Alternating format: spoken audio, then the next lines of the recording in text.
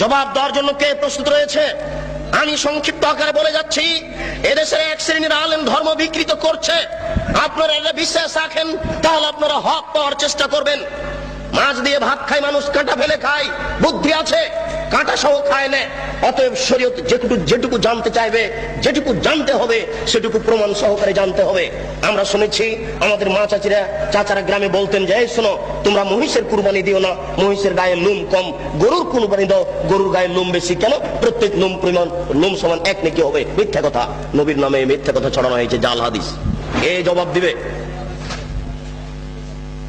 কিয়ামতের মাঠে। নেকির পাল্লাই এই কুরবানির গরু, নারী, ভুঁড়ি সবকিছু ওই নেকির পাল্লাই চাপিয়ে দেওয়া হবে।